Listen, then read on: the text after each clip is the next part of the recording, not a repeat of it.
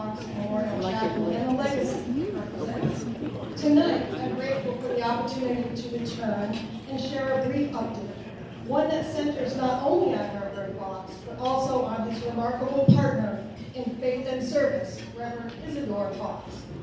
Reverend George L. Fox is remembered around the world as one of the 4 chaplains, a man whose courage, compassion, and interfaith spirit continue to inspire generations. But the chapel that bears his name also reflects a shared ministry. Reverend Isidore Fox was a tireless advocate for remembrance, education, and service. Together, they lived their faith not as an abstract idea, but as a daily commitment to others. Over the past year, we have continued working to ensure that the Memorial Chapel honors that commitment. And I'm proud to share that this Saturday, the 7th, we will celebrate the grand opening of the Memorial Chapel Museum. The museum tells the story of Reverend Fox's life from his service in World War I, where he served as a medical orderly and saved countless lives. Through the years between the wars, where he served selflessly as an itinerant minister during the Great Depression, and ultimately to his death in an act of selfless service. It also honors Reverend Isidore Fox's lifelong devotion to preserving his legacy, a testament to faithfulness, perseverance, and love carried forward long after the world's attention had moved on. And while we celebrate this progress, we are also looking ahead. At the very top of our wish list is the installation of an ADA-compliant lift. This is more than a physical improvement. It is a reflection of our values. Reverend George and Reverend Isidore Fox believe deeply in dignity, inclusion, and welcoming all. Ensuring that every visitor can fully access the chapel allows us to live out that belief in a very real way.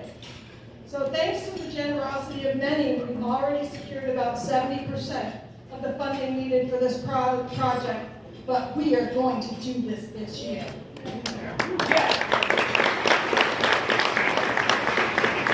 we honor the legacy of the 4 chaplains tonight, we recommit ourselves to ensuring that the George L. Fox Memorial Chapel remains a place of remembrance, reflection, and welcome for everyone. Thank you for your continued support and for helping keep the legacy of the 4 chaplains alive. Thank you.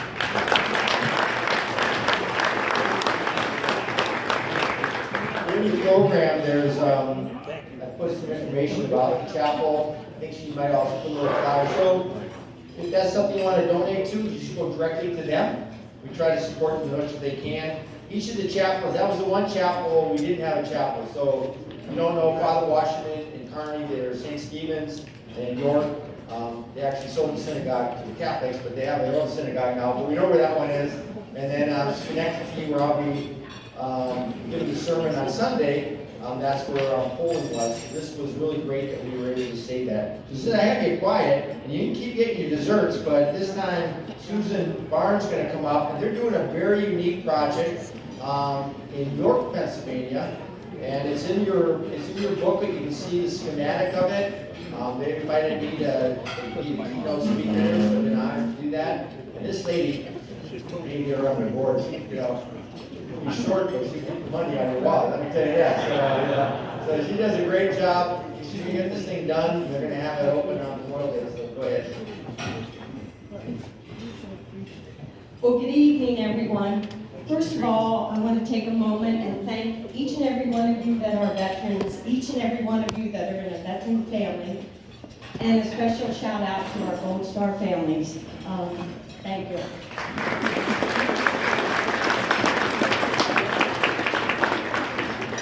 I'm from York, Pennsylvania, the first capital of the United States. I know that's controversial, but that's what we've been taught. And I got involved because our son fought in Iraq and he came home, but another mother from York's son did not come home. And so I helped her along with 8 others, and we formed a Gold Star Garden. And it opened in 2012. And that is where I met Bill. He came to speak at the well, that's where I met Bill. And Bill, I want to thank you so much for coming to York and for helping us do the groundbreaking for the four Chaplains Memorial. So I got involved with the Four Chaplains Memorial because of the Gold Star Garden, and it is at the Veterans Memorial Park in York, Pennsylvania. And we immediately realized, and I've had many conversations with Bill about this, that almost everybody, and we have a breakfast every year for the Four Chaplains in York, and we give scholarships because Rabbi Good was from York. He was stationed in York prior to him going into the service. But the story that has not been told very much is the one about Charles W. David Jr. And this book, oh, thank you. I know that some of you are familiar with it. The Immortals. Have you heard of this book, The Immortals? Well, when this small group of us who decided that we are going to do the Four Chaplains heard about this story, we said, well, we must include Charles W. David. He couldn't even be on the Comanche ship because of the color of his skin, and yet he dove into the water 93 times and carried these men up the ladder to save them. So what we're going to do in York, Pennsylvania, to honor and remember, is we have and it's in your book that Bill told you that, we're going to have a granite pylon that states, and this is right from the book, and I did get the author's permission, by the way. Two things were responsible for saving the lives of so many of the Dorchester survivors. One was the inspiration provided by the actions and prayers of the chaplains. The other was the answer to those prayers, Charles Walter David Jr. And Charles Walter David Jr.'s granddaughter lives in Annapolis, and we are hoping that she will be with us when we dedicate our four chaplains and Charles W. David Walter Jr. Charles Walter David Jr. Memorial on Memorial Day. And I just heard today, and Bill, you don't know this, but our goal is $730,000, and today we reached $700,000. So, thank you very much.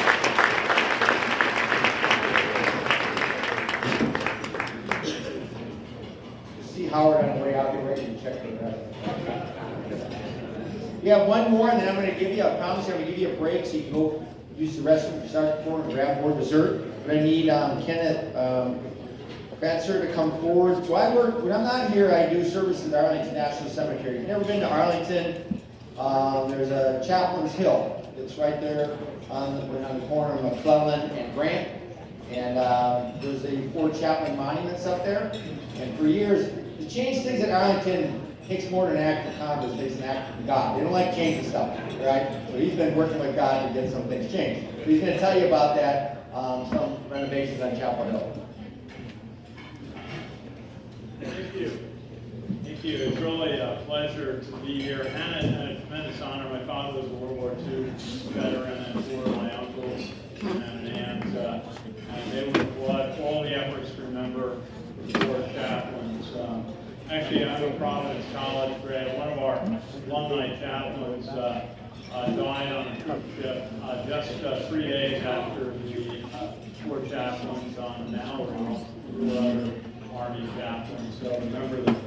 But first, I got to say hi to my friend Larry Pickett here. So glad you're honoring him tonight. An Army football player and his dad and family. Father Matt Polakowski, the chaplain of the football team here today. My friend General Bob Brown from the Association of the U.S. Army. Great to work with him. So just a wonderful evening.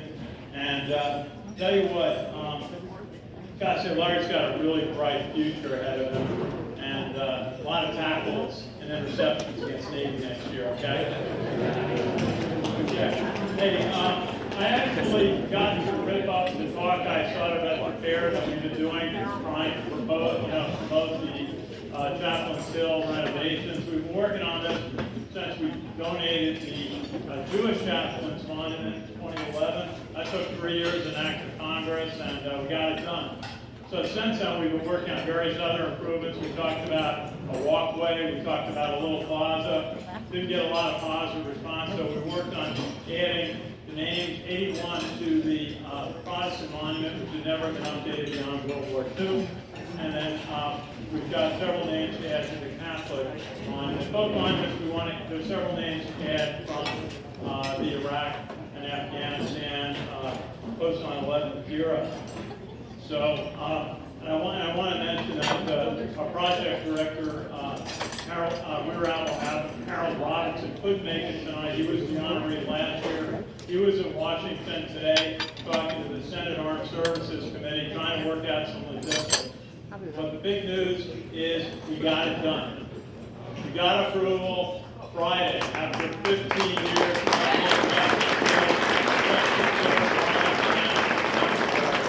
And it took a lot of people to help.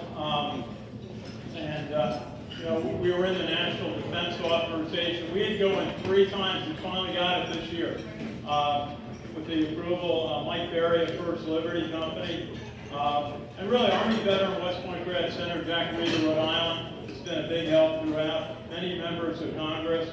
And we're concerned that being in the National Defense Authorization signed by the President in December might not be enough, but we had some kind of divine intervention on Friday, because all of a sudden we got an email from one of our big supporters, Senator Jim Banks of Indiana. His staff sent us a note saying, you got it, we got work to do, we got details to on implementation, and but a way to go. So just really excited about this, and we appreciate the support of this organization, the Ford Chaplains Foundation, which has been keeping alive the memory of these 4 extraordinary Americans who represent, I think, all of those who have served in the Chaplains Corps. For the U.S. Army, all the branches of the service. And so we're in the process. We got to thank a lot of organizations. Number 1, the American Legion. Their legislative team went contact for us numerous times, and especially in December to get into the National Defense Authorization.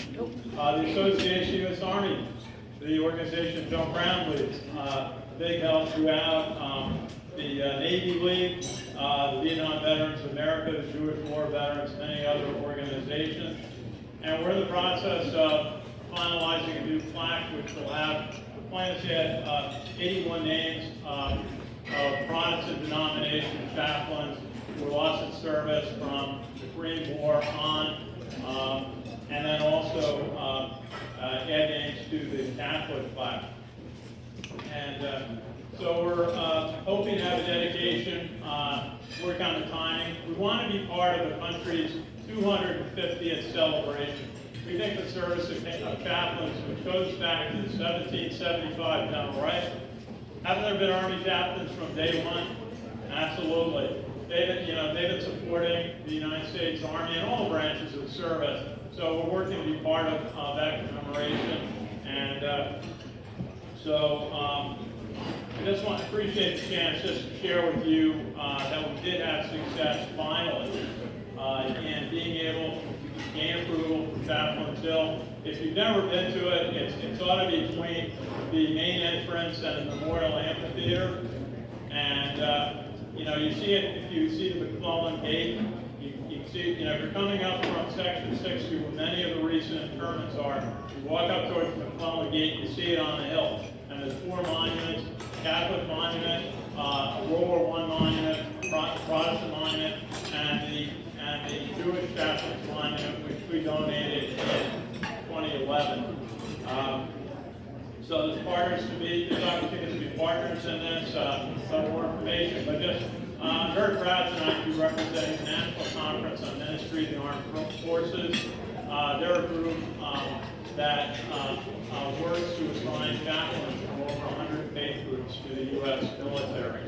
And I know their executive director, Roy Lunt, out to the Senate Guards, and certainly Rear Admiral Harold Robinson, who is leading us on this project, former executive director of the organization. 36-year veteran chaplain in the U.S. Navy. So again, thanks. You can reach me if you have any questions, let information up. on the National Conference, Ministry of Armed Forces website, and also our organization, CAMVETS, will be covering it throughout. But thank you again. Thank you for the opportunity.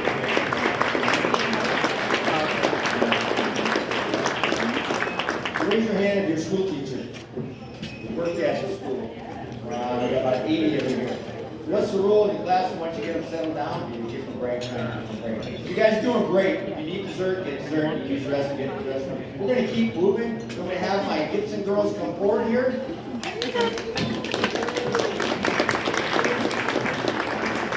Caitlin, Alicia, and Cameron, they came all the way from Illinois. They were with us last year.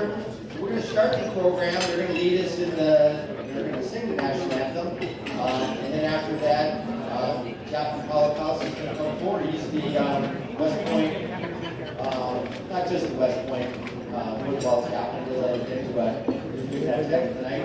He'll do the invocation, and then we're going to start the program. So, ladies,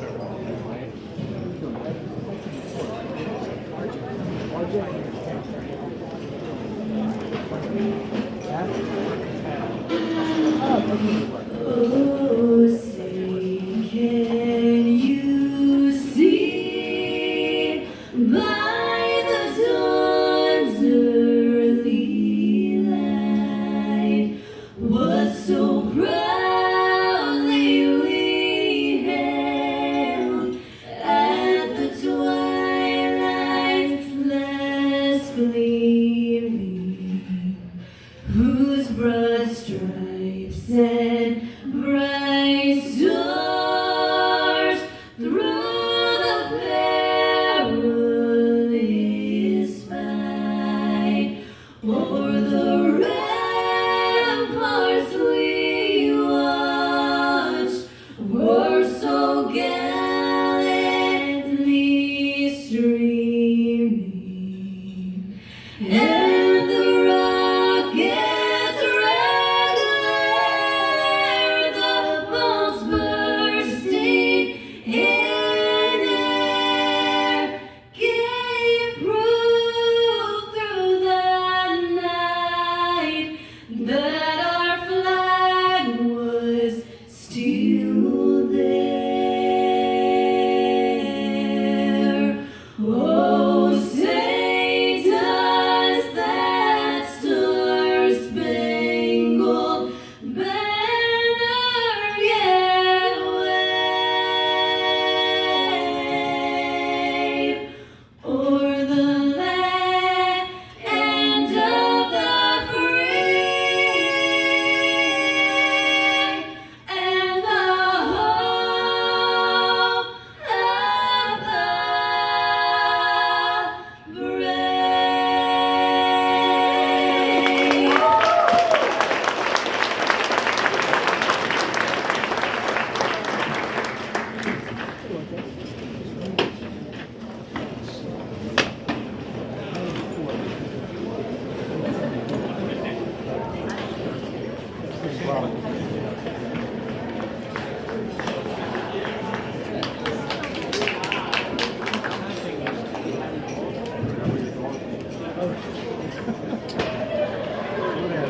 So the man who saves a single life saves the world entire.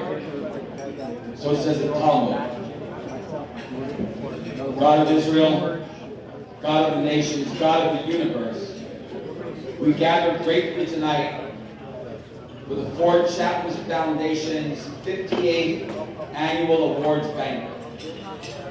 We remember your servants, Reverend George L. Fox, Rabbi Alexander D. Good, Reverend Clark B. Poling, and Father John P. Washington, who, out of love for you and their fellow man, brought calm in chaos and order in the face of oblivion, ultimately saving 230 lives, the world entire, many times over, before lovingly leading others in prayer and sacrificially surrendering their own lives to you under the icy waters of the North Atlantic. In such spirit, We will honor tonight other servants of yours who have placed their lives at the service of their fellow men. Be with us tonight and bless us, O Lord.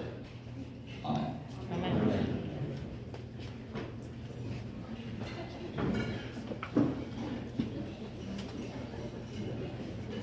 This time I call Howard Schaefer forward, the chairman of our board, United States Marine Corps veteran. He'll do a welcome. We're going to start, then we'll proceed along with the awards. So if you get dessert, that's fine. Just do so quietly so we continue our program.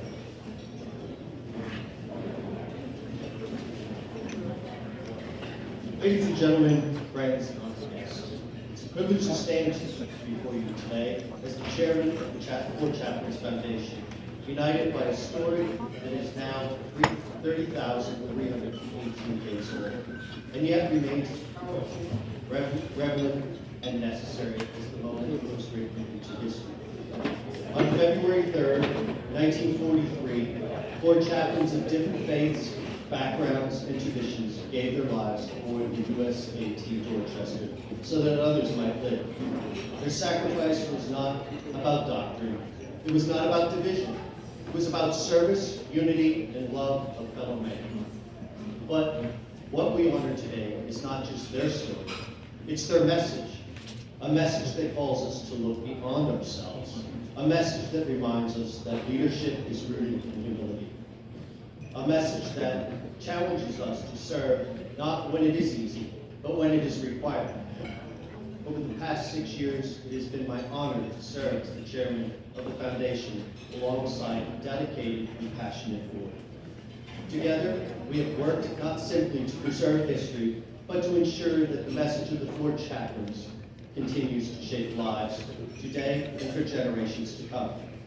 I am incredibly proud that during this time, we have begun building a true endowment, one designed not just to support us today, but to sustain us in missions for generations yet unborn. An endowment in more than a financial tool, it's a promise that the message of Fort Chaplains will endure. Our scholarship fund is another powerful example of that commitment. Each year, we award $5,000 to deserving students, young men and women who embody the very values the chaplains lived and died for. And most importantly, that fund continues to grow, extending opportunity and hope into the future. During my tenure, the foundation has also expanded its reach well beyond our borders. Today, we have a strong and growing international footprint, sharing this message of unity and selfless service around the world. Our partnership with the Netherlands, now our largest international partner, stands as a testament to the universal power of the Fort Chaplains example.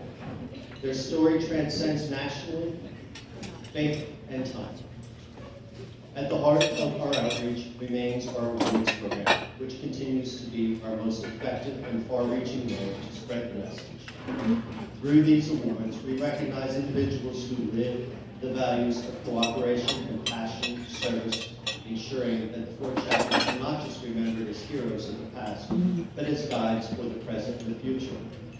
And yet, I will tell you this, what we are doing is bigger than a story.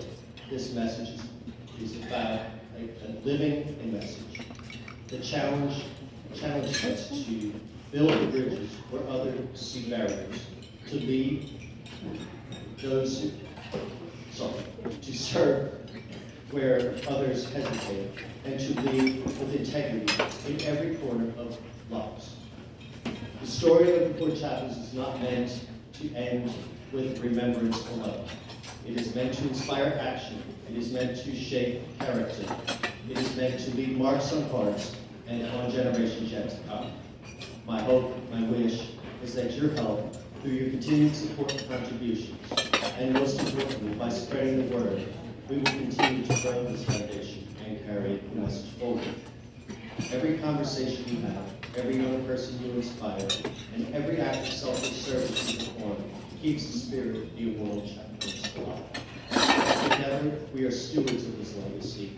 Let us ensure that 30,318 days from now, the world is still telling the story, not as history alone, but as a call to live a better, service, deeper, and stand together. Thank you for your faith in this mission. Thank you for your dedication, and thank you for helping us spread the word, timeless message before chaplains. Now, if you let me digress a moment and go off script just for a moment as we close. In my very first address to you as the chairman, I shared a vision of this foundation. I said that I did not want us merely existing, wandering month to month if we could survive, watching the checkbook balance hover in the red, but instead I envisioned a foundation strong enough to endure, a foundation built on an endowment. I'll be honest with you, we are not where I ultimately want us to be, but I am deeply proud of how far we have come. Through careful stewardship and conservative spending, we have created something we did not have before, a cushion, a measure of security, and a foundation on which we can continue to build. And tonight, I ask for your help in growing even further. Every dollar truly counts, whether large or small. Each contribution strengthens our ability to carry this message forward. No matter what level of involvement may be in your future, I promise you this, it will remain my personal mission to help grow the endowment and to protect the work we are doing here. Because the work I see, what this foundation accomplishes, makes my heart very happy.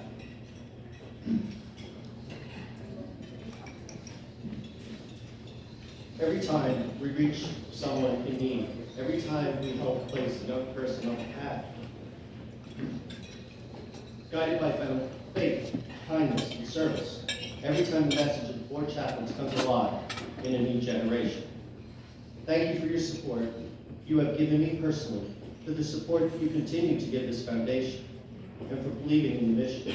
I am grateful for each and every one of you, and I truly hope to see you all again very soon. Thank you, and God bless.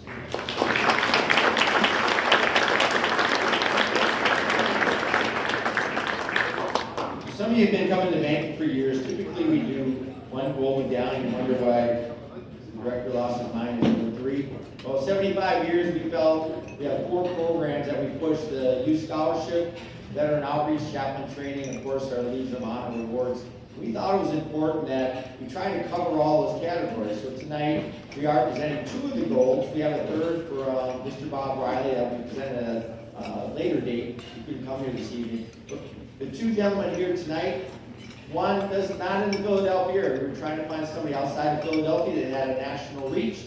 And in a moment here, Mr. Wong can introduce him. And of course, I call this my Philly Gold. We get to Mr. Manioni because he is the gold of Philadelphia. So, but first, I'm going to have Mr. Wong come up and he'll introduce our awardee.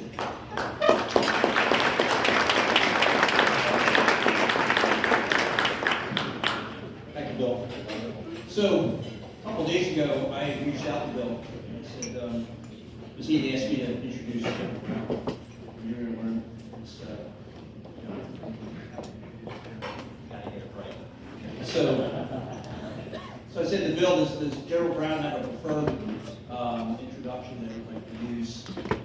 And I figured, all right, I'll send that email off, and I was just thinking in my mind, well, if he doesn't, I can just make it up. You know, when you introduce somebody, you have to introduce them in a way where they sound exciting and people are like really excited about listening to what he has to say. Well, if you go to your program and you read about what General Brown has done in his career,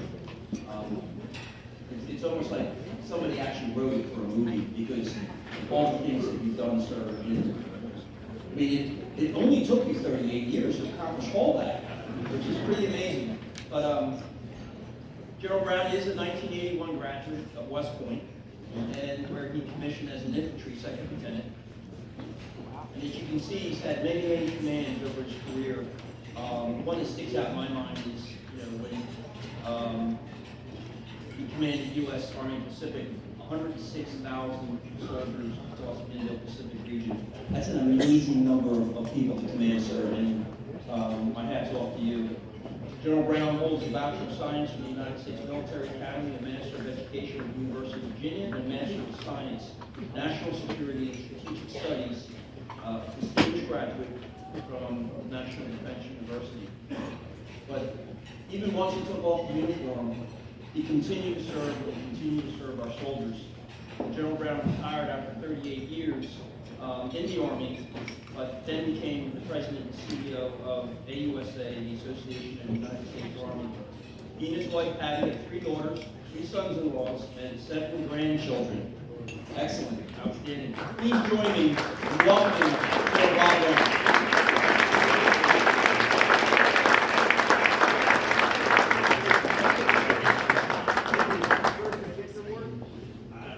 We're gonna do it the other way. So I'm gonna have the chairman come on up and do the award, and then we're gonna turn the microphone over to him. Lou, if you wanna come up, and we'll present the award, and then we'll turn the microphone over.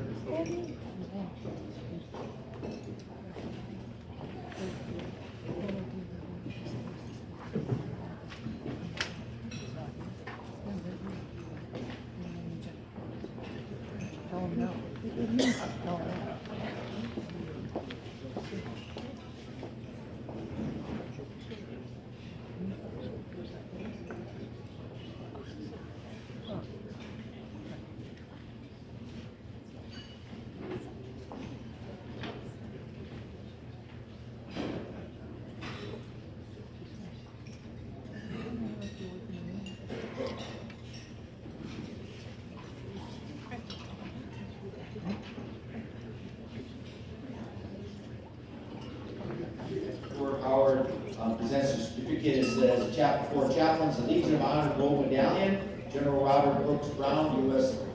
Army retired.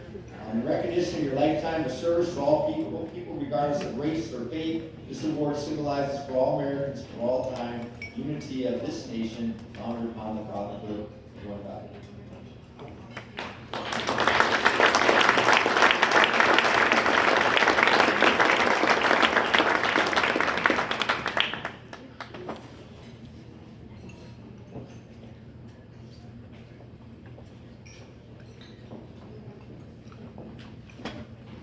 Okay, I think I should have spoken first.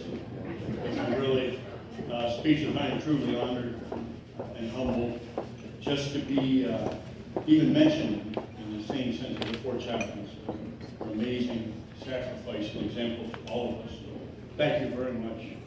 I'm truly honored and really accepted on behalf of all 2 million members of the Association of the United States Army, folks that are out there selflessly serving, helping soldiers and families, helping the military all around the world. I'm really, really proud of that. Hey, first, I'd like to recognize for the veterans here tonight, and start with those folks that, to me, have never been recognized properly and deserve all the recognition that we can possibly give our Vietnam veterans. Would you please stand up?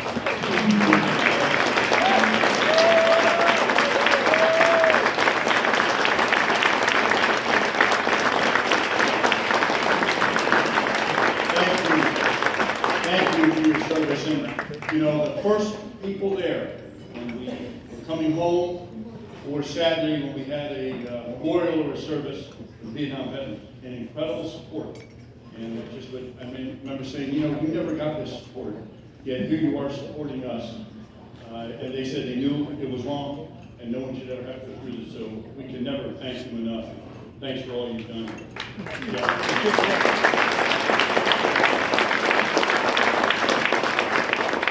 I'm not going to go through a whole list of folks to thank who are here, but I think we've been enough speeches tonight. But I do want to thank the AUSA chapter of Philadelphia and our Monmouth chapter here. Thank you for coming, really appreciate it. And our Gold Star families, what an honor to have you here and your inspiration. Gold Star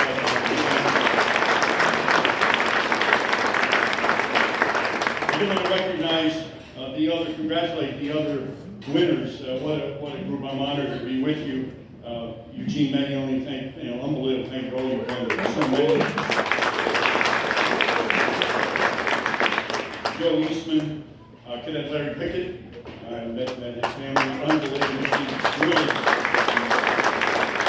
Really proud and really feel good about the future.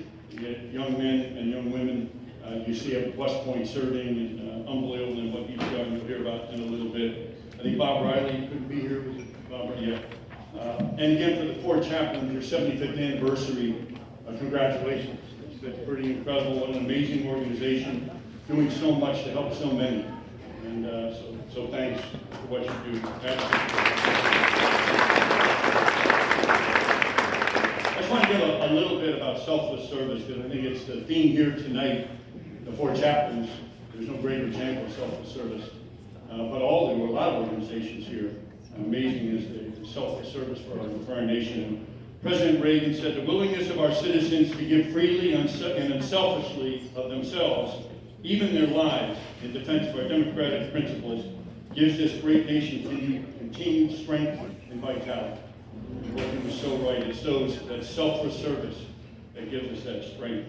You know, we're celebrating 250 years of our nation this year. We celebrated 250 years of the Army, then the Marines, the Navy, etc. Last year, a year ahead. Some folks say, wait, that doesn't make any sense. We had an Army before we had a nation. We had a Navy before we had a Navy. Yes, we did. Very, very proud. And you could almost say, you could say, we wouldn't have a nation if it wasn't for those individuals early on who sacrificed. And so when you look at it, the Army's motto, this will defend, this will defend is the Constitution of the United States.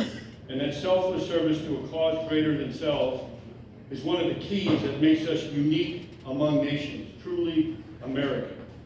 America at its best. It's unique. You know, other militaries around the world, our allies and partners, who are terrific, amazing, but they don't have the same following of the Constitution and same selfless service of us for the Constitution. They swear an oath to a king, a queen, an individual, a tribe, a religion. We all take an oath to protect and defend the Constitution of the United States, regardless of personal price, willing to sacrifice all, willing to die and pass this freedom on to the next generation. So selfless service to a cause greater than self. There's nothing better, nothing more rewarding personally, and we're so grateful we have those who are willing to serve. You look at the selfless service of so many over our nation's history, the signers of the Constitution, and this is pretty incredible. 5 signers were captured by the British as traitors and tortured before they died. 12 had their homes ransacked and burned. 2 lost their sons in the Revolutionary Army. Another had 2 sons captured, and 9 of the 56 fought and died from wounds or hardships in the Revolutionary War. Incredible selfless service to give this experiment in democracy a chance. President Gerald Ford, during our bicentennial celebration, he said, independence has to be defended as well as declared. Freedom is always worth fighting for. Liberty ultimately belongs to those willing to suffer for it. So there are countless stories of selfless service. There's none better than, again, the 4 chaplains and that unbelievable sacrifice. When you look at what chaplains do, how important they are, the example set so early on, 1941. General George Marshall said, the soldier's heart, the soldier's spirit, the soldier's soul are everything. Unless the soldier's soul sustains him, he cannot be relied on and will fail himself and his commander and his country in the end. And that was in 1941 at Trinity College. General Marshall said that as he was building the Army for World War II. And he was so right. That spirit is everything. So I did want to bring up some other chaplains. We know the story, and it's been summarized so well tonight on the 4 chaplains. But a couple other chaplains who had unbelievable impact and inspired so many. Chaplain Captain Emil Kapan, an amazing leader. This is during the Korean War. He actually would later earn the Congressional Medal of Honor. And on your tables, I have a thing we produced at AUSA. It summarizes what Chaplain Kapan did. A graphic novel, pretty popular. And if you don't have one on your table or somebody else grabs it, I'll get you one. You see me after, to make sure you get one. It's really great. A lot of folks, parents are reading this to their kids so they have real heroes, not fake heroes out there. But Chaplain Kapan was in the 1st Cavalry Division in Korea. And 1 to 2 November 1950, the unit was overwhelmed when the Chinese came in to the fight. And the unit was fighting for its life. And they knew they couldn't hold against just overwhelming odds.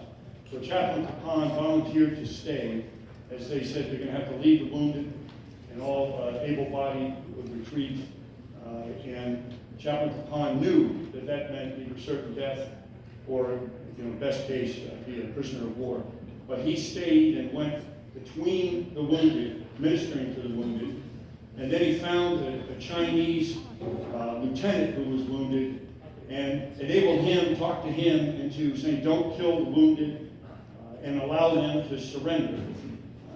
But still, some of the Chinese soldiers didn't listen, and Chaplain Capon went up. A Chinese soldier was going to execute a wounded American soldier. Chaplain Capon went up, pushed him out of the way bravely, which really should have meant certain death, but it really threw the Chinese off, and they didn't kill the remainder of the wounded, and many of them were taken to prisoner of war camps, where Chaplain Capon would continue to lead, sneak out of the camp to get food, hold religious services.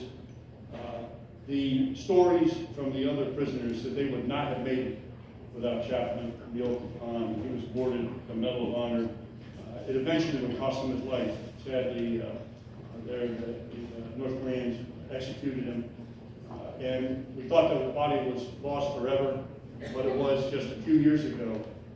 From some of the prisoners that were there, it was found, and he was buried back in Kansas. He's actually up for sainthood from the Pope. Pretty incredible.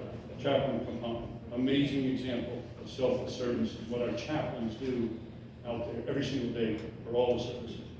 Now let me use a more recent example from combat in Iraq on Chaplain Tim Wilson.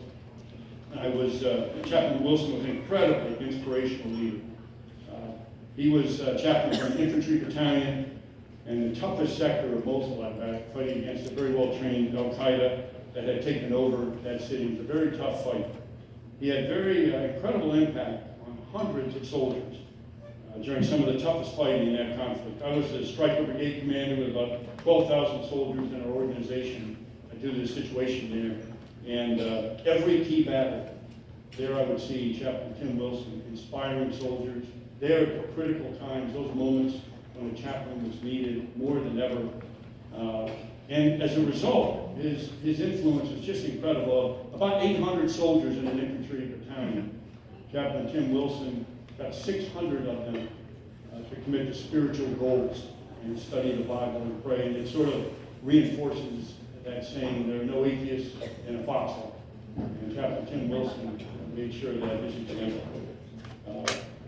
He also developed an incredible bond with the commander. And the chaplain, not only for every soldier, but the commanders at all levels. The bond with the chaplain is absolutely critical. In the toughest of situations, that chaplain is an amazing individual, helps sustain you during the toughest days, the worst days of your life, and then be there in those critical moments for the soldiers. He would go on and become chaplain at 82nd Airborne and Special Operations Command. Today he's retired. Chaplain Tim Wilson retired, and he was a pastor of a church in Fayetteville, Baptist Church in Fayetteville, North Carolina. An amazing individual. So, incredible example of selfless service. Our chaplain is critical. That spiritual component is essential, and all the more reason when we look at what four chaplains bring, that inspiration. We need it. It's critical, and we can't get a better example, and it's making a difference out there. So I also wanted to really, let you know, I wish I could tell you the world was a kinder, gentler place, and we won't have any more conflicts. All of us, you heard I have 7 grandchildren. I certainly don't want any of them to have to deal with some of the things we all dealt with. But in reality, it's one of the most dangerous times in history. You look at the authoritarian regimes working together, their greatest enemy is freedom. And you've got everything from China and Russia's illegal invasion of Ukraine, and what China is doing to build up, and then we call it really the axis of upheaval with China, Russia, Iran, North Korea. So it's dangerous times, and we need those willing to selflessly serve. And that's not just soldiers out there. We need selfless service for chaplains, volunteers. We need selfless service. And the organizations, by the way, the military support organizations, the veteran support organizations are the ones that are going to make a difference. They understand and have amazing ability to really help our nation in a time where we really need it. The to make sure we remain strong. You know, again, Fort Chaplains, the American Legion, huge, and an organization that has to, the Association of United States Army, again, I'm proud to help with them, the Jewish War Veterans, the Military Order of the World Wars, MOA, Military Officers Association, these nonprofits, Vietnam Veterans of America, these key nonprofits that are selflessly serving. And a lot of people in those organizations, by the way, may not have served in uniform, but they are serving now in those organizations, and it's absolutely key. And it goes to true happiness in life. It's from selfless service to others, someone who can never repay. If you're not doing it for the wrong reason, if you're doing it, they can never repay.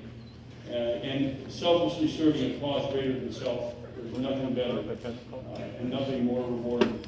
And I'm glad we have a generation superstars, young Cadet Pickett here, and great volunteers out there who are making such a difference in all our nonprofit organizations. The next generation of heroes is out there, and we'll need selfless servants like the Fort Chaplains, like Chaplain Capon I talked about, like Chaplain Wilson. And it's our obligation to bridge this gap in our society and ensure this great experiment called a democracy lasts forever. And as was mentioned earlier, freedom is not free. So thank you, and God bless America.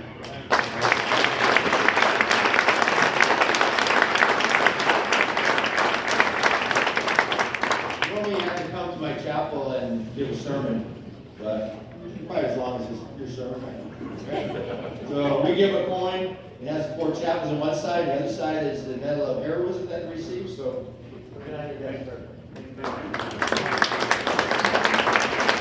So as Coach Steve comes forward, I got a little public service announcement. He's going to introduce the Pickett family, and then once he gets up here, all the Pickett family come up here. So those centerpieces, just so you know, those are designed by a veteran group out in Oregon. Just like a year ago, we had the ship. This is the chapel 75th anniversary. Inside that centerpiece is a piece of the original altar from the chapel at Temple University. Those aren't free, so if you want to take one home with you, go see Russell Rochelle back there, and they'll hook you up. But they'd be nice, even if you don't need it at your house. Maybe it'd be a great gift to a pastor or a chaplain or somebody, just to remind them of their home. So at this time, Coach.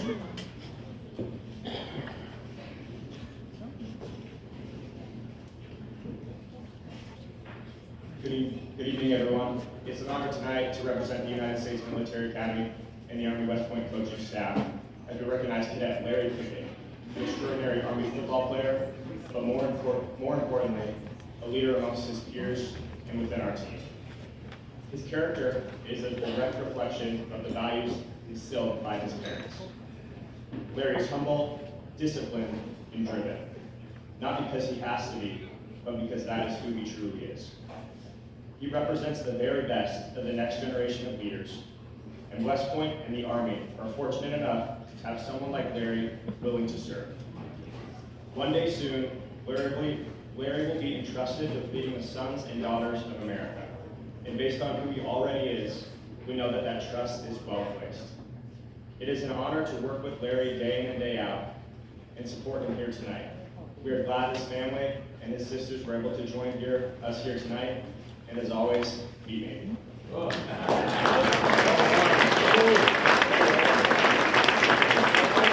have Larry Jr. and Larry Sr. and Howard and Luke, please come forward. Now this is a little bit of surprise for Sr. You didn't know the story when they rescued a gentleman that was in a car crash as Sr. was driving his son back to West Point. They both were part of that rescue. If you go on YouTube, you can take it. So we wanted to give the award to Sr., but we didn't want to tell him ahead of time. We don't want to make him feel like he had to drive all here from North Carolina. He came here to see his son, so we're giving an award to both of them. And I just want to tell you this. I know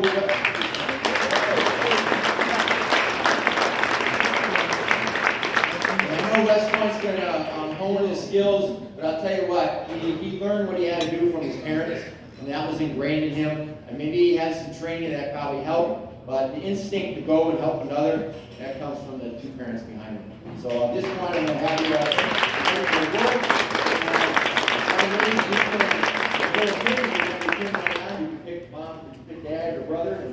to do that part, all right? Yeah, they have their names on.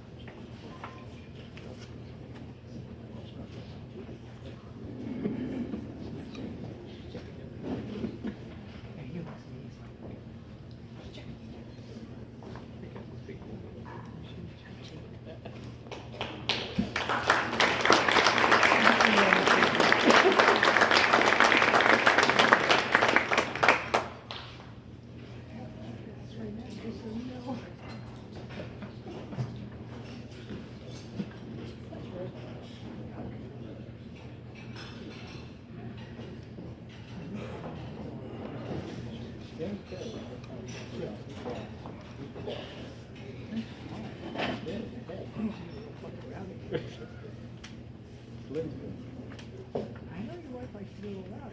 She does. Those are things. Yeah, I'll do better next time. You can, you let me show. Big sign up together. President? No. But I mean, there's a lot of coming to the business.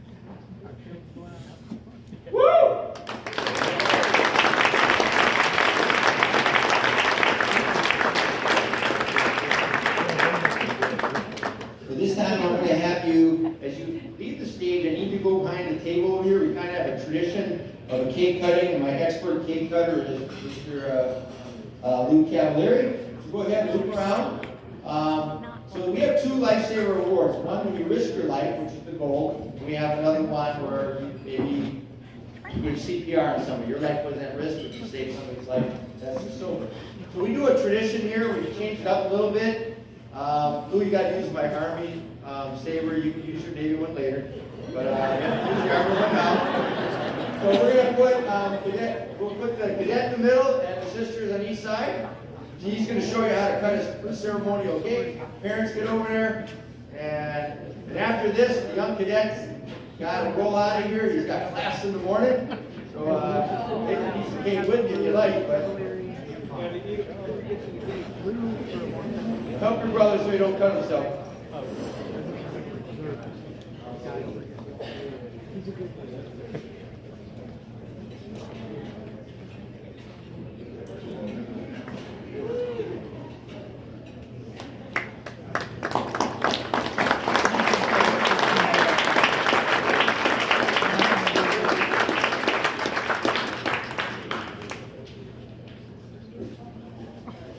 I'm going to let Chaplain, if you want to lead them, you guys need to go on the road, I would exit that direction if you'd like. If you have something like a chair, don't be bashful, they won't make a mistake. We'll ship some cake up there. And as we're doing that, we prepare for our next presentation. And this one is very special to the foundation. Dr. Eugene Mannioni has been a great friend of ours for years. A couple years ago, he gave me a tour of the school. Prior to coming to Philadelphia, I was a school teacher, middle school and high school. And you can tell right away when you have good leadership, you go in a building and you walk into a classroom and the kids they adore him. You know, and it wasn't just him. That school teaches all of the faculty and the teachers and everybody works in that building, treats people with dignity and respect. So if I had a charter school, that was the Fort Chaplains Charter School, if I could rename it, it'd be this one. You know, so at this time, I'm going to have Mr. Captain Lou Cavalieri who's going to introduce his good friend, Dr. Anderson.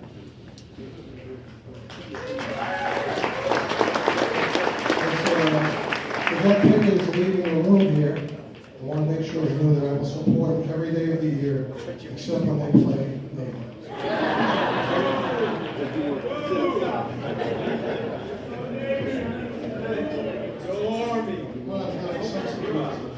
All right, so look, introducing our other Gold Medang certificate, our Gold Medang recipient tonight. Before I do that, I need to bring attention to the fact that while Howard was busy raising the money, it gave me a break to concentrate on our ministry, which is basically to help veterans. And I want to say something, General Wilson already mentioned about Vietnam veterans. I always start my talk out with, welcome home. And I learned that from people like Bill Devereaux and Ralph Collin, et cetera, Mr. Vino's out there too.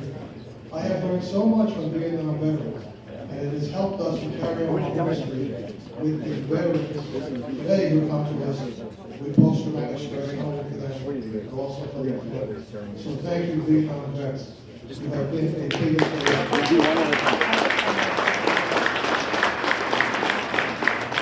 The other inspiration has been Gold Star Mothers, and we have several Gold Star Mothers here in the audience tonight, and you are always welcome here. I always tell you that. I mean it. You are always welcome in the chapel of Pickett. Please stay there.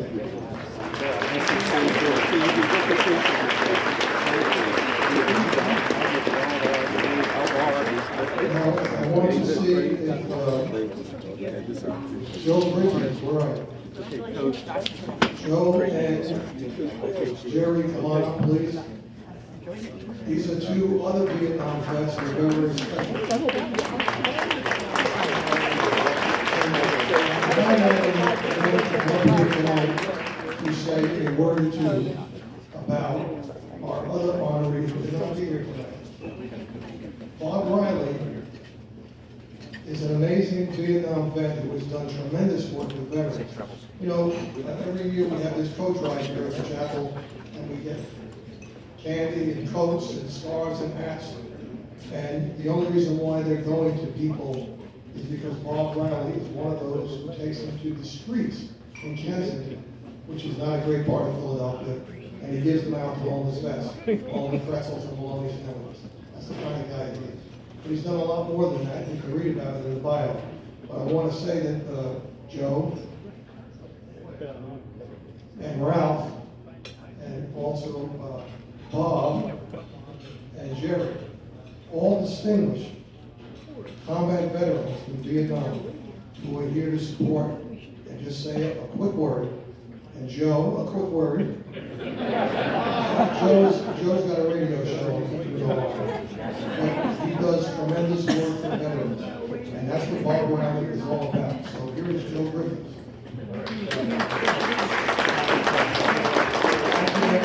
We're doing a lot because there's a lot to be done. 25,000 homeless men and women on the streets of America nights waiting tonight is a disgrace. 25 a day, 175 a week, 800 a month, 9,600 a year, 96,000 suicides, and they're low numbers. When are we going to wake up? Every time a veteran commits suicide, this flag cries. I'm here tonight for a few minutes to talk about my dear friend Bob Riley. He was a Spec 4. He was on the hill with Patton's 3rd Army in Vietnam, an artillery unit. Today, for his sacrifice in his service, he has no hearing. He has no teeth. He has cancer in the prostate of his colon removed. He's got a bad heart, and he couldn't make it tonight because he's home with his wife, June, who's waiting for her 4th heart surgery. Bob has his priorities right. And if he got the gold medal tonight, he'd probably sell it tomorrow to buy sandwiches for the people that are homeless in Philadelphia. But just real quick, who is Bob Riley? Bob Riley, in my 40 years association with the chapel, is the most deserving recipient of the gold medal. Bob Riley did what only I knew, but one other person that ever came to this earth, his name was Jesus. When Jesus came to earth, he went to the mountains. He gave drink to the thirsty. He fed the naked. He took loaves and fishes and fed 30,000 of people. He didn't ride around in a fancy car or a chariot. What does Bob Riley do? 7, 8 years ago, he handcuffed himself to a fence at Thomas Edison High School. the leading high school in the country to lose 64 Vietnam veterans that went to Edison. He chained himself to a fence in 8th and Lehigh because they were tearing their annex building down. Bob felt that was sacred ground where 64 veterans were taught, ate their lunch, graduated from, then went to war and died. 5 years after losing his job, being arrested, everybody got together. And now that building that he saved is the home of 64 homeless veterans in 8th and Lehigh. 3 years ago, 3 years ago, Bob, Christmas Eve morning, coming out of a Wawa in Marlton, New Jersey. Here's a sound coming from behind a fence where the Wawa dumpsters kept. He got out of his car, went in, opened the fence, went in, lifted the lid, found a homeless veteran. He went, got him coffee, a sandwich, came back that afternoon, put him up in an hotel for 2 weeks out of his pocket, but with help from Richard Sands and Andy Savecki and the chaplain of the 4 chaplains. It took that veteran 9 months to get back into society through step-down programs. That veteran now, just like Bob home with June, that veteran's at home now with his grandchildren and his children. Bob saved his life. And one last thing. During the pandemic, the 14-mile stretch from Margaret Orthodox to Center City, Philadelphia was so bad that the SEPTA closed 2 of the L platforms down with the homeless vets, the homeless people sleeping on the stairwells of the platform. The SEPTA police would not go and deal with the issue. The Philadelphia police would not go. The veteran services in Philadelphia, including the VA, would not go. It was too dangerous. Bob went 3-4 days a week with pretzels, water, socks, holy cards of Father Mitch Capitano, medal honor recipient on his way to sainthood in the Catholic Church. And he pinned $1 on every card he gave out. And he went for 4 years during the pandemic. He went amongst the drug addicts, the drunks, the needles, the kings of selling drugs every block. He went amongst the people that stunk, smelled. And what did he do? He fed them. He clothed them. They called him, as my friend Jeremy says, Pretzel Bob. He hugged them. He read poetry to them. He took them to get their benefits at the VA. I don't think there's another person I've ever met in my life that I compare Bob Riley to but Jesus. Bob Riley walked the walk, didn't talk the talk. Bob Riley, along with my veteran brothers that are here in the back, Paul Heck, Bill Trevor, all my buddies, we would all say that we only have the right to walk in Bob's footprints. None of us are good enough to walk in his shoes. Thank you.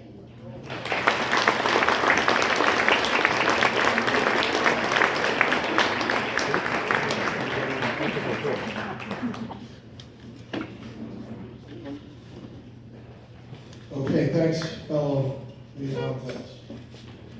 So now, we're turning the program over to a very good friend of mine, Mr. Eugene Mattione.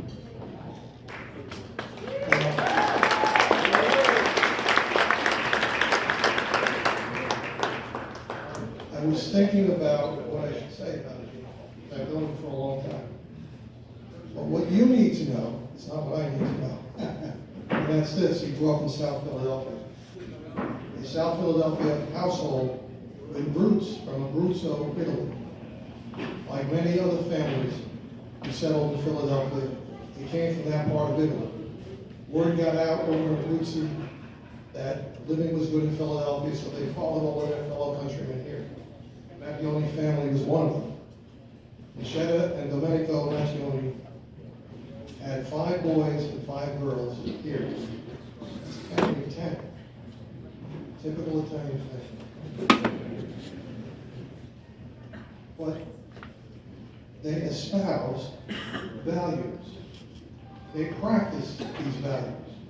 Hard work, gentleness, kindness, warmth, humor, honesty, and selfless service. And you can add on to that an appreciation of the arts, the opera. It's by one of his brothers who's named Dante and the other Faust. Certain of that. That is where it all began. where Gene had his upbringing, and he being on the younger side of those 10 siblings, those 9 siblings that he had, I'm sure he got it really drilled into him. So Gene followed his brother's footsteps into the Merchant Marine Academy at Kings Point, New York, where in 1962 he got his BS, Bachelor of Science with honors. Now the legacy of Kings Point is very, very important to the Mattioni family, and in particular to Gene. Kings Point, U.S. Merchant Marine Academy, is the only academy that sends their students into harm's way.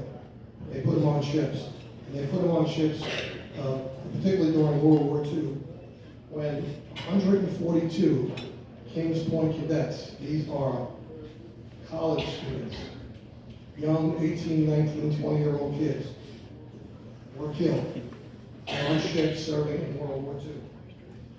I want you to all look at this program here.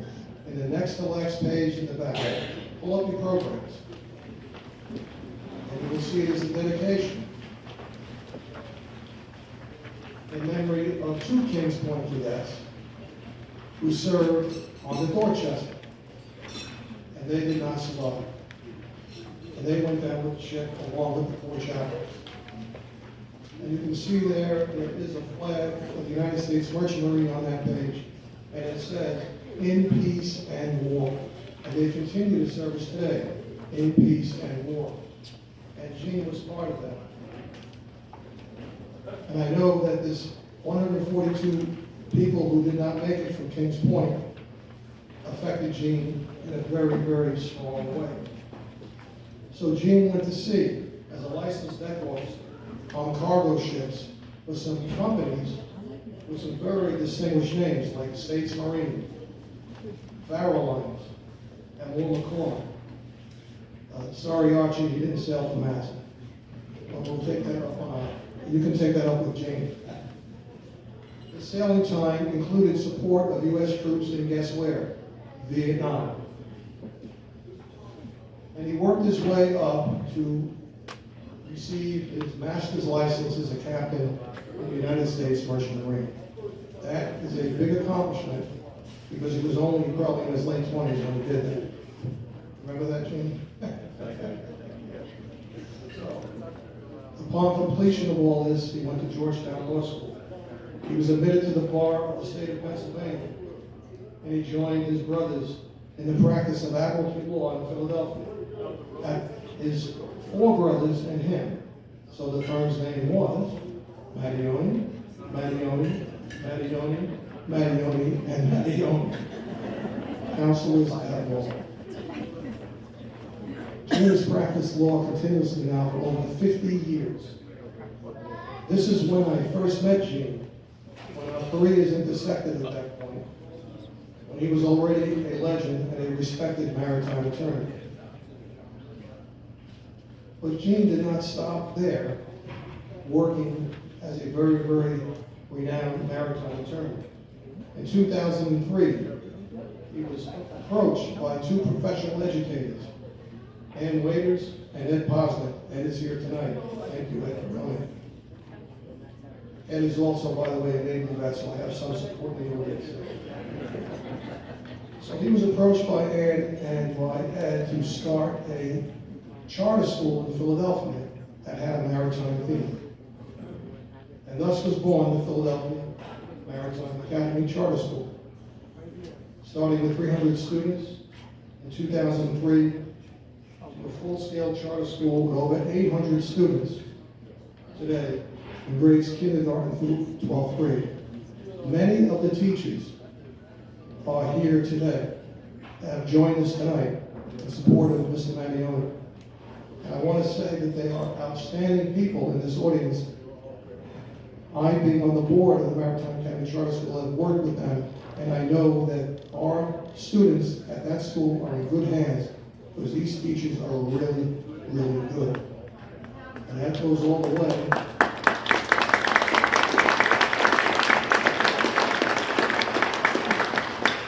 From the current chairman, chief executive officer, Matthew Wilson, and his assistant, Peter Saunders. They're both here tonight. And they are outstanding, amazing individuals. I tried to convince my grandson who lives in New Jersey to go to that school, but he anyway, so this successful school, Gene served as the board chairman from 2006 to 2019. And then he served as chief executive officer from 2019 until just last year. Now, aside from all this, I want you to know that Gene still was participating in the Broad Street Run just 2 years ago.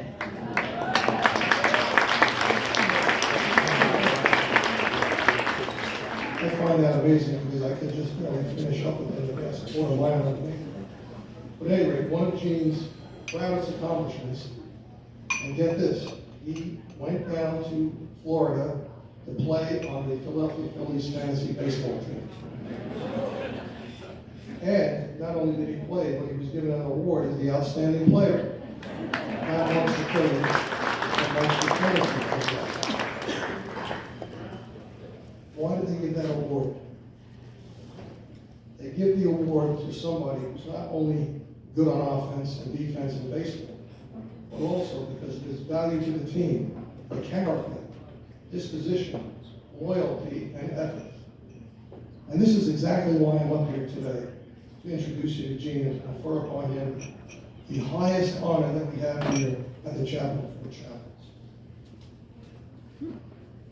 Gene is somebody I've always looked up to. In fact, a couple of times at some of these maritime academies, if you look closely, somebody mistook me for him. It's that close. If we are to pass on all of these values that we're talking about tonight, honor, integrity, selfless service, if we are to pass all of this on to our young people, and we need to cultivate that in the next generation. The next generation needs to hear of this legacy. Gene, you are one person who has cultivated this legacy in 2000s, and I mean thousands, not only professional mariners who work in the Port of Philadelphia and across the country, but to thousands of educators, and students, and young people who have all been influenced by your character, your dedication, your selfless service, and your love of life that he shares with his wife Marie, and they still go to Maritime Academy sporting events. And that's a lot of dedication and a lot of time. And my friends, this is in the true spirit of the Fort Chapel. This is our legacy, this is your legacy, and Gene, you epitomize our legacy. And for that, we are so grateful, and I'm very, very proud to call Gene my friend, and also to confer on him the gold medallion of the Chapel of Fort Chapel.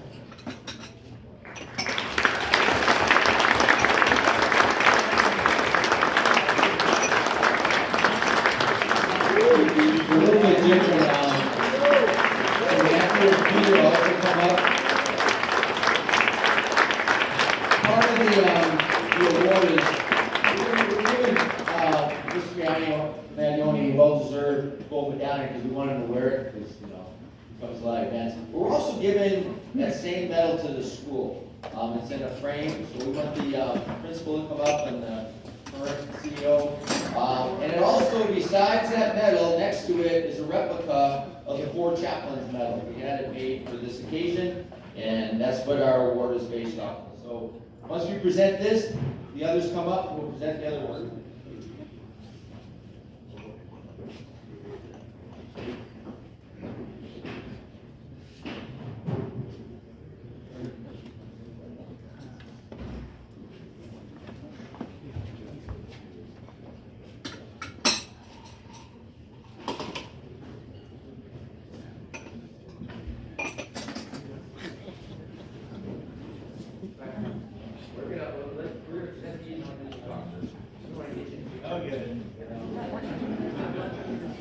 You guys, you'll ramble on me, so I get the award.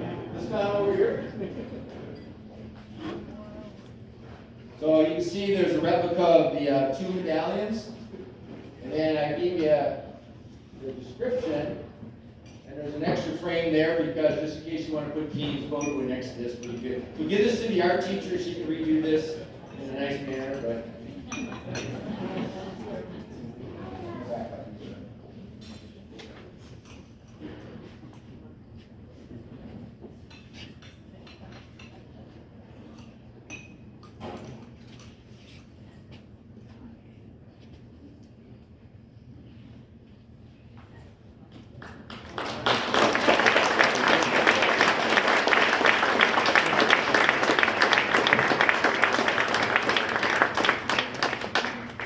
I know everybody's probably been tired. So I'm going to do something Maria probably give us specialty. I'm going to scratch. How you doing, sir? I'm gonna give you one of my magazines. We got one from one of your famous residents. Sometimes when you speak to these, I see your caution. They mentioning links. Captain Lou mentioned two links that are very important to me personally. One was Dr. Ann Illustrated and Ed Foster. I received a telephone call about 24 years ago on Dr. Williams. And she said to me, "Will you help us create a school?" And I'm not an educator, I'm not a teacher, I don't have any, a sailor, I went to a maritime school, I went to sea. I'm a lawyer, so that gives you some flexibility in your skills and talents. But I said to her, it would be an honor to help you create a school. We started with very humble beginnings. Then remembers 3020 Market Street, in the basement where no one lives. It was a real tough environment. We gradually moved to a building in the Frankfurt Arsenal, which you may know of. I want to thank the general and every man in the service for their service to our country and to their service to their fellow warriors and men in the military. I'm going to mention another name. Maria's dad went in the United States Army and called in Eastern Europe was engaged by him. He was a pre-soldier before Pearl Harbor, and he served and was sent to the remainder of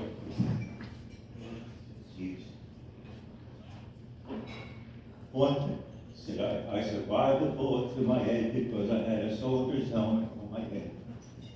But what an interesting man in the world, a real soldier. I'm going to mention one other real hero. Jimmy Rogers, a Vietnam vet.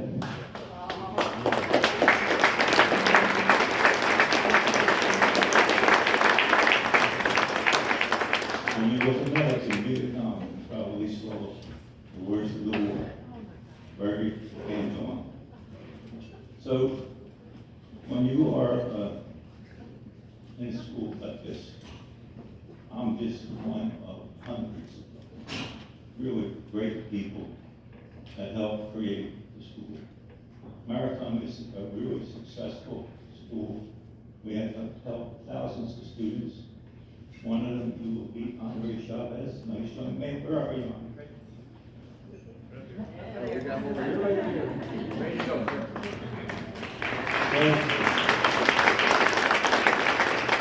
Andre is in our Secret Ed program. We're the only school in Philadelphia that has a Secret Ed program. And it's probably our strongest volunteer program. And they are all free in the military. We always send at least 5 to 10% of our graduates to the United States Navy, the United States Army, United States Marine Corps, United States Air Force, the United States Coast Guard. Every now and then we get so, okay, what's it, you're American? Like me. So we're a school that has wonderful administration. I have had such a life of, it wasn't even a job, obviously, it's to go to school, have fun, and be with teachers and administrators, and enjoy their company, walk the halls with students, and go to sporting events. You go to I made sure that they knew who I was. Because I wanted them to know that they mean something to me, and I care about each and every one of them. So I think that's the message I try to give to my teachers, my administrators, the support staff that we have, and many of them who are here.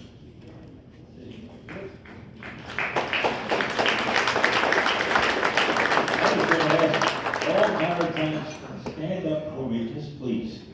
Real quick.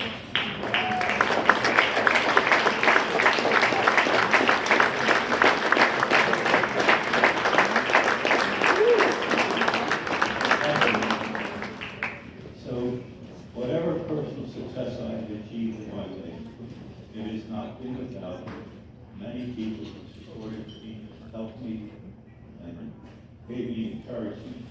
When I was down, they picked me up. So, I think it's wonderful that our school has teachers and staff that pick young men like Andre up. He will be attending Massachusetts Maritime Academy when he graduates in June. He's a Sea Cadet. He's got a leg up in many classes. And we have many others just like him. So it's been my honor to be involved with the school from day one. Unfortunately, Ann Waiters is not here tonight. She passed away about a year and a half ago. But Jermaine is here, knew her very well. Started at the beginning, and you know, it's been as I say, it's not a job. Education is for very, very special people. They don't get paid enough money, but it does really ridiculous. I remember strong teachers that helped me when I was having a tough time in school, and it just gave me some encouragement and supported me. I want to mention the Perkins family because they are really unusual. They're creating a foundation to collect donations to support first responders and emergency situations responders where they don't have equipment they can't afford, particularly in small communities. And we were talking about, I never heard of it, but a Lucas machine which costs like $25,000 to get this special machine. And what it does, it substitutes for when someone's having a heart attack, not responding, the machine can take over giving those compressions where people, you get tired if you're doing that. So, thank you so much. And probably sitting at your table are people who have met tonight who do selfless service and are creating things of this nature for us to be very proud of our association with the Chapel for Chaplains. I've been involved with the chapel probably for over 40 years, and I am honored.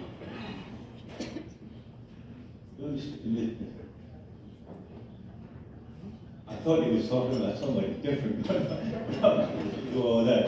But anyway, it was nice to hear.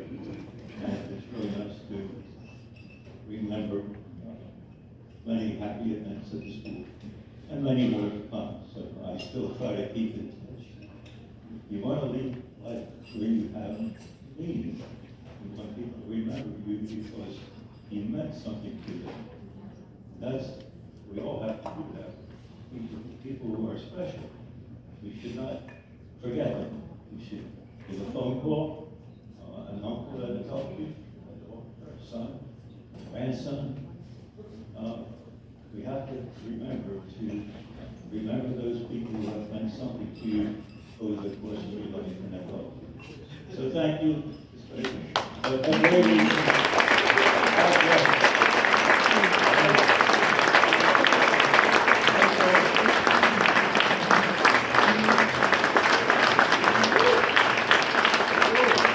At this time, Mr. Wilson is going to introduce Andre.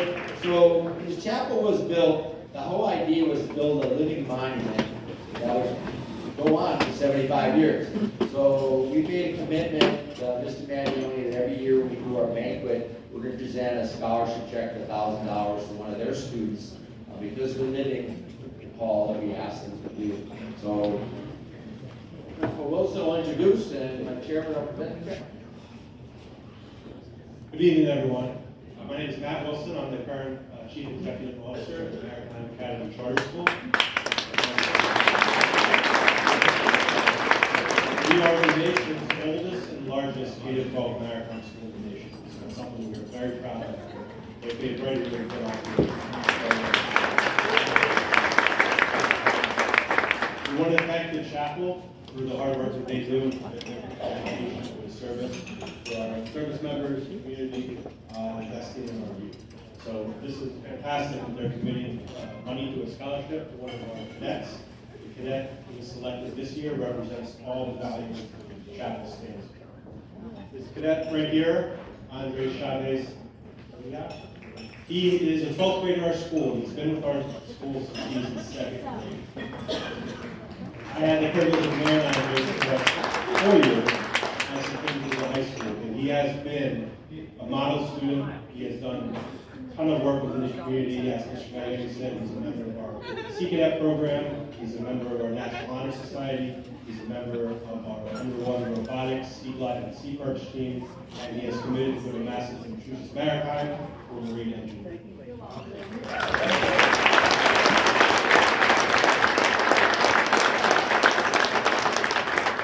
So if there's anyone deserving, Andres, I can vouch for that he has done everything to be an outstanding member, not only in our school, but in society and in the community of Philadelphia. So I'm very happy to bring you this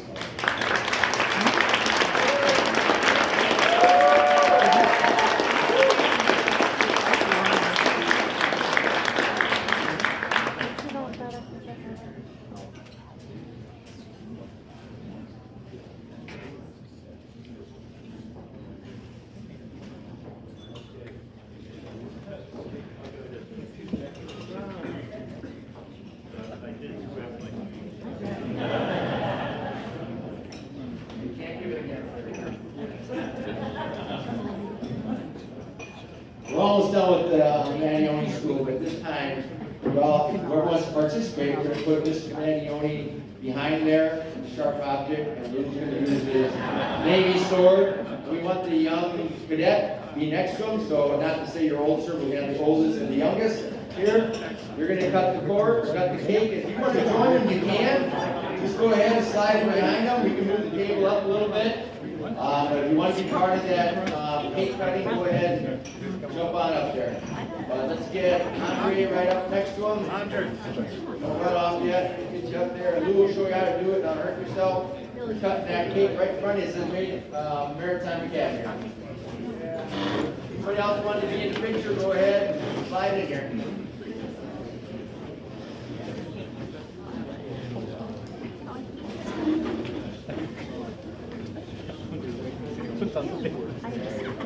Here's your book picture.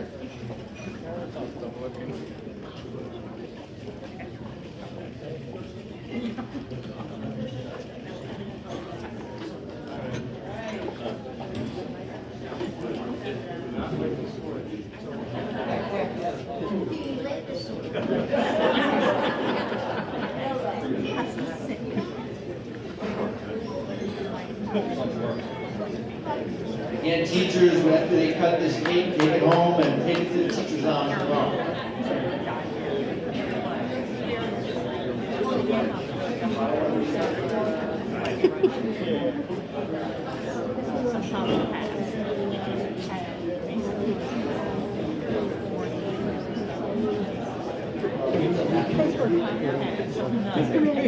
So as we get to present our final awardee, as you head back to your table, that one item to take care of. You join the 50-50 raffle. You receive one of the centerpieces. That number is 03581 110. You can go back and see Russell, so 110. Go see Russell. And then Chaplain Sampson, remember you already bought it. Centerpiece, you take that home.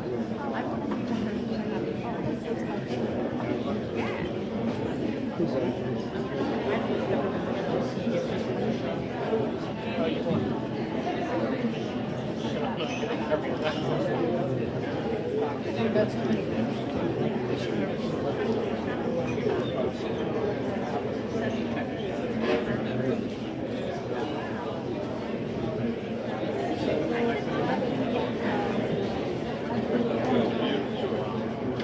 husband and I got married.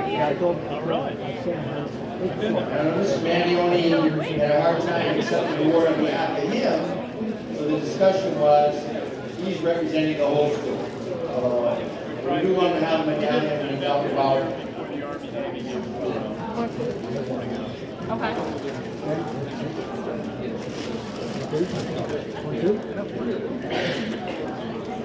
don't know, Mr. Eastman, we're gonna round up some group news. Because we got them all. All right, at this time, I'm going to invite Colonel Joe Curlin. He's going to introduce our last awardee this evening, Lieutenant Commander Joseph Eastman. Go ahead and please take your seats.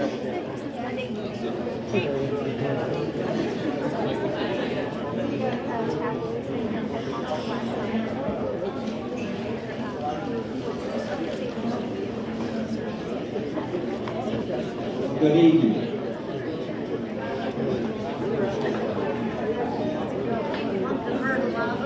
I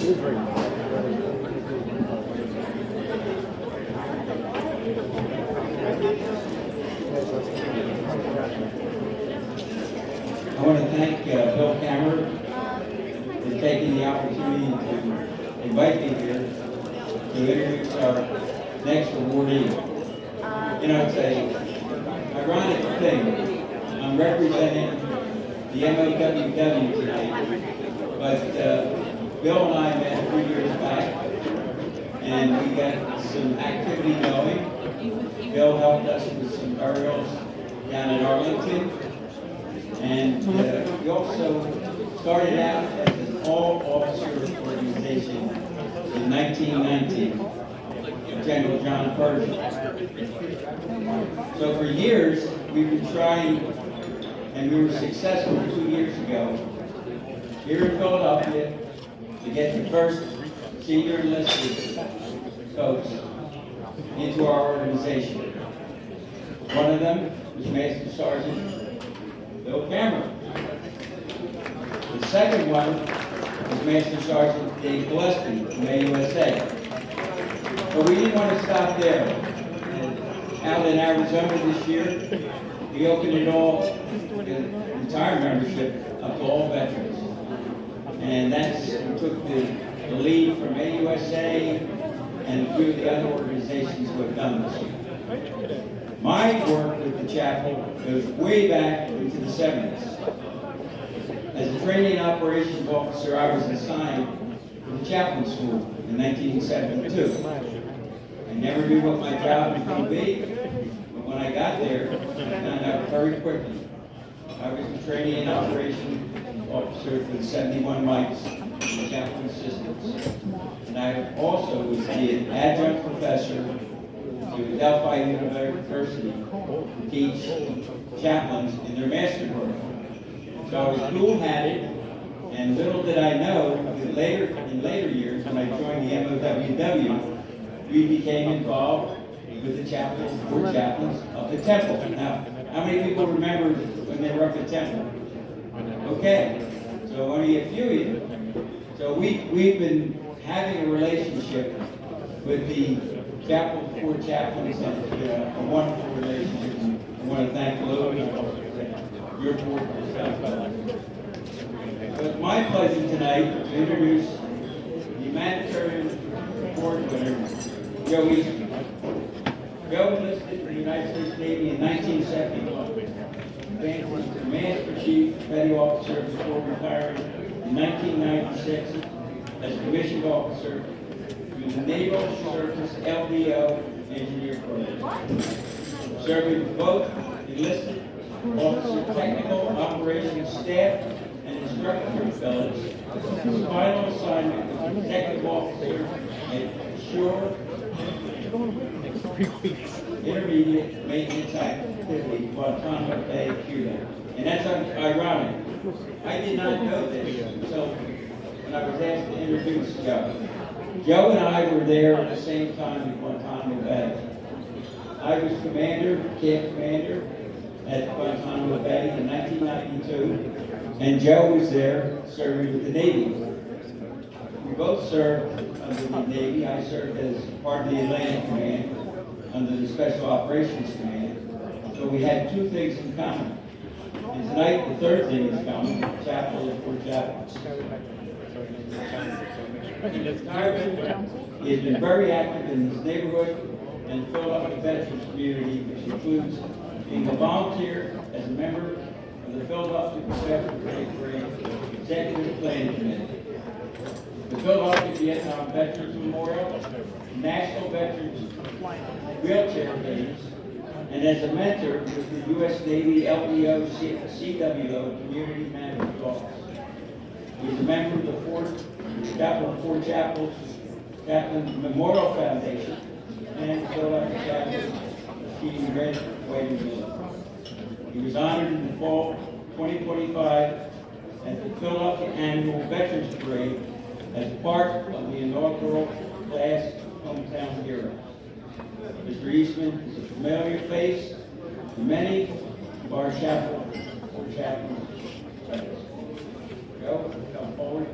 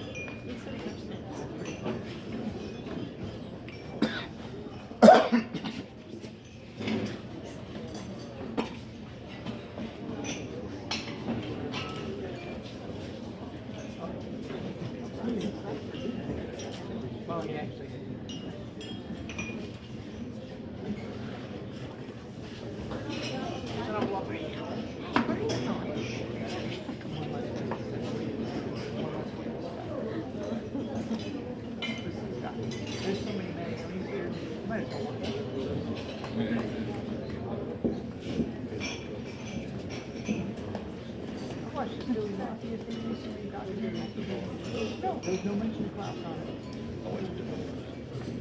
You see the one that he's in? No. What's that?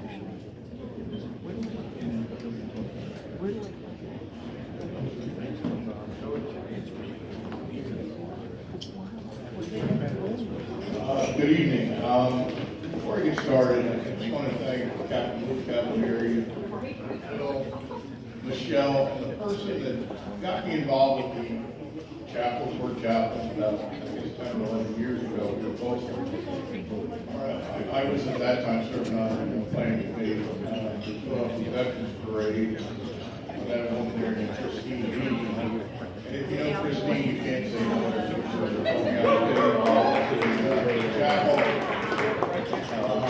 If there's a story about church lady tonight, I'm not going to say anything. So, I used to work for an LDO captain. Those of you in the Navy probably understand what that means. And he would always tell us, when you come up to speak, or do anything, remember three things: be short, be brief, and be gone. And I'm going to take that advice tonight. I have to tell you, I have been struggling with the idea of this award since Bill told me about it on December 11th. We've heard a lot of stories tonight about veterans. It never occurred to me, and it still hasn't occurred to me, I've done anything more than any other veteran in this room, in this city, this region, this Commonwealth, maybe in this country. We see veterans every day doing things from shoveling snow for their homebound elderly neighbors, taking trash, and we had a trash strike in Philadelphia, my area of the city, South Philadelphia, picking up trash for those same elderly and homebound people, or taking it down to the dumpster just to get rid of it. We have veterans that are running for and getting elected to office. And we see that all the time. It's not unusual. I mean, I'm not going to name all the vets here that have helped me since I've retired. I will tell you one little story. There's a chaplain, some of you may have heard of him, Chaplain Stephen Kane. Chaplain Kane was a Catholic priest. Grew up in Ireland. There were so many priests in Ireland, and they decided to send him to America to take care of all the Stevens. He enlisted, or he joined the army as a chaplain.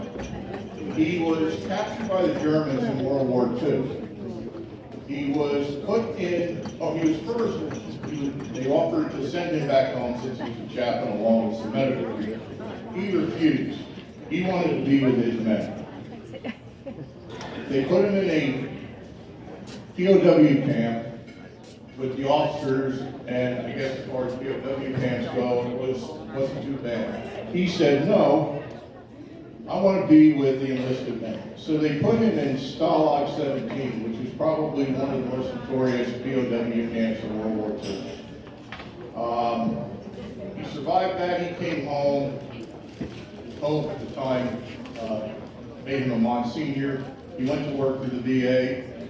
And before he died, he said, the thing about the work that we do is you never understand the impact of what it is that you might do for somebody. I disagree with that. And at the risk of, I was taught by Franciscan. I had that nightmare every day. So I think people know the impact that we do. If you take a simple act, like shoveling the snow for an elderly person, the world may not know about that. The nightly news may not hear about that. But that person you help knows that. They understand the impact. And that's all that matters. So I'm honored by this. I don't believe that I deserve it. I can see 10 veterans in here in this room right now that probably deserve it more than I will. But what I will do is I will accept it on behalf of all the veterans in this city, this region, this state, and throughout the country. This is their reward for what they do each and every day. I honestly believe if Chaplain Kane and the 4 chaplains, they're probably looking down upon us now, they're probably saying, you know what? You veterans in Philadelphia in this region, you got it right. You understand what selfless service is and unity without uniformity. You do it every day. I honestly believe that, and I am honored to be a member of the Philadelphia veterans community. Thank you.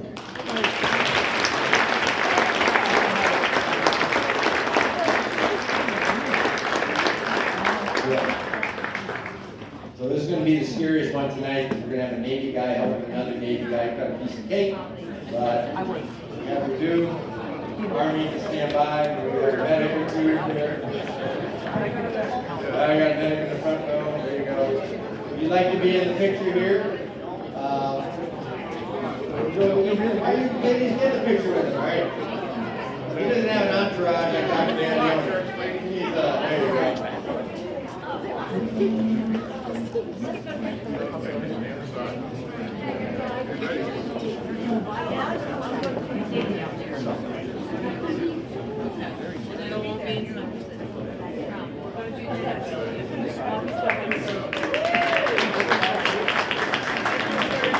Chaplain Grants, I'll have you come forward. We're going to have you stand over here. Stand by.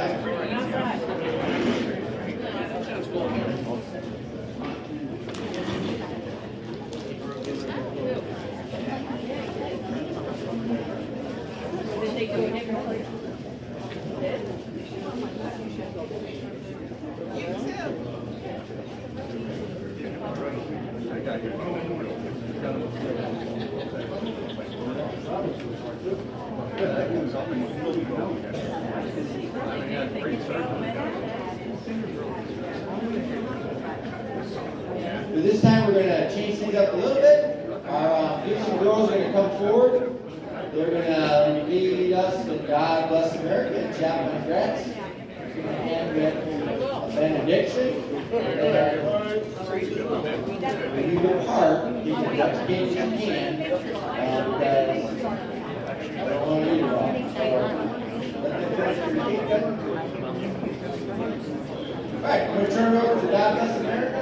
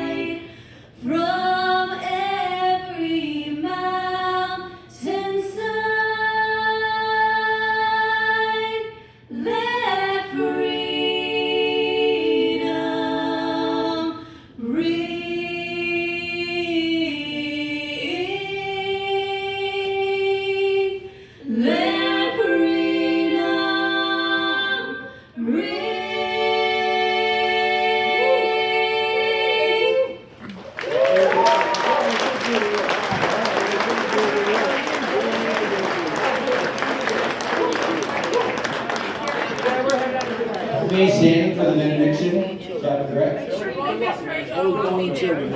just like to say just a couple things before I do the benediction here. I am a military veteran liaison for Guidepost Magazine.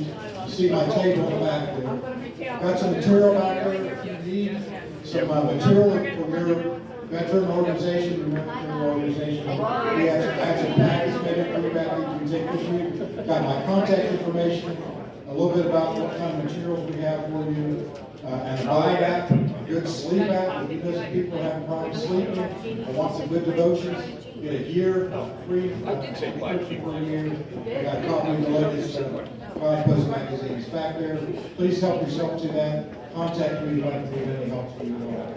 And I'd also like to invite you to Chapel of 4 Chaplains tomorrow morning at 8 a.m. We have a chapel service going on there tomorrow morning. A great way to start off your day tomorrow. So if you're able to, 8 o'clock tomorrow morning. I am too. So let us pray as we conclude our service today. Lord God Almighty, we give you thanks to start with for the example of each of the 4 chaplains, as well as Coast Guardsman Petty Officer Charles Walter David Jr., for their heroic, selfless conduct on the night of February 3rd, 1943. All 5 gave up their lives to save others. May we emulate their sacrifice in our daily lives. We celebrate with those who were awarded tonight and ask that you bless them in their continued work. And now may you bless us as we leave this place, and do the work that you have entrusted to each of us. We look to you for strength, direction, and support. Amen.